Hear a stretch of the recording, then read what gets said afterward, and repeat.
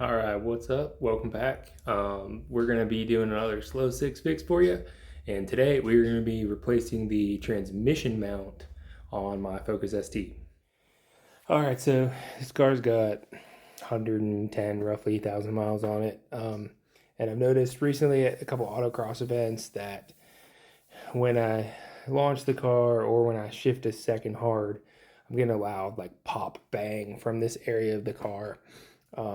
I actually have looked at this once before, but I think it's the transmission mount. We're going to go ahead and replace it and just kind of check that off our list.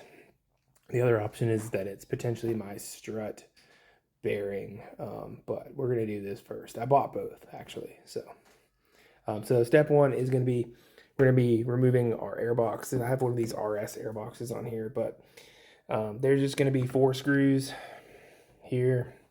There's one down there. There's one on the other side. There, I believe, a 8mm, and then that pops right off.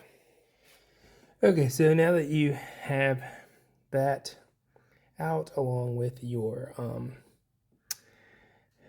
filter, which I have one that's just right here, just one screw, we're going to need to remove this whole intake box. So there's going to be 2 screws on each side that are again 8mm down in there that we're going to need to use to remove this portion out from the box so we can get the box out and then unclip this connector. All right, so then once you have those 2 screws out, just unclip this. It's going to help you get your little snorkel piece off. And then this whole thing actually just pulls up. This right here, it's just like a clip. So I need the other hand, but you just kind of yank this out. It's not held down by any bolts or screws or anything. All right, so there's your intake box. There is another like little intake tube that kind of goes over to the snorkel that you need to pull out. And I lied, there is another one of those tabs. That's in the back, kind of under the intake. That's the one I was just pointing at. So, and then there's one there. So there's 3 of those little clip things. And then this whole thing just yanks out. All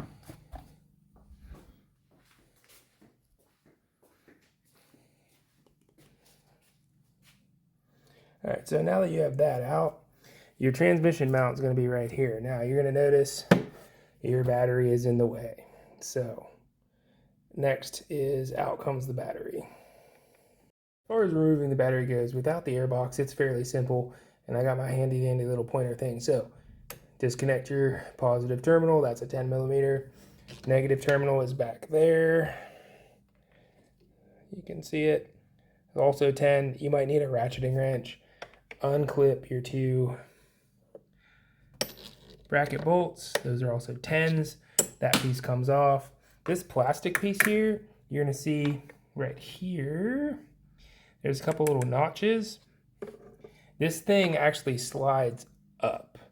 So I can show you once we get all this unhooked. And then that plastic thing comes out. I don't believe you have to pull this entire tray out. You just mainly just need to get the battery out of the way. So, all right. So like I said, now you get the battery out. This thing pulls up and out, and kind of you can just leave it out of the way. And then you're gonna need to remove these 2 bolts here. You can see mine are kind of crusty. Those are, I think, a 10. Yeah, those are also a 10mm. And then there's another one back here, but I actually don't believe you need to remove this one because it actually goes into the frame. No, that's part of the tray. So there's 3 of them. And then this comes out as well. Alrighty, so got the battery box out. So it's those 3 bolts. You're also, the sound composer, if you still have it, is attached to the battery box. It's actually just easiest, unplug the clip here, pull the hose off the top, pull the hose off the bottom, and then you can just leave this attached to the battery box versus having to take it off. It's the easiest way to get to it. So then, once we All right, so now that you have everything removed, you can get to your transmission mount. So there's gonna be 3 bolts. There's gonna be one right there, one right there, your center mount bolt, and then there's one underneath this like battery cover thing.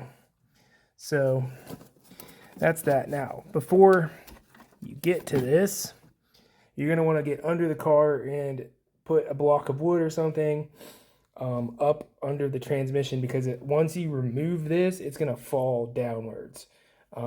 Not a lot, but enough that you're gonna need something to hold it up there. Otherwise, you're not gonna be able to get the bolt back in. Unfortunately for me, I have one of those under trays, so I'm gonna take that off first. So I'm not gonna show that. All right, so once you got, there's actually 4 bolts. You can take this bracket, that's the top bracket. I'm just gonna slide it out of the way. You don't need to completely remove it. There's a wiring harness that's on the side of it. And then we're gonna hit this bolt right here. It's a 19 millimeter, I believe. And we'll be able to remove your transmission mount. All right, we got the car jacked up and got the jack down there supporting the transmission. So we're gonna go ahead and remove these bolts so we can take the transmission mount out. All right, and there's your transmission mount. I can't say that it looks bad, really. So I don't know, that piece there doesn't matter.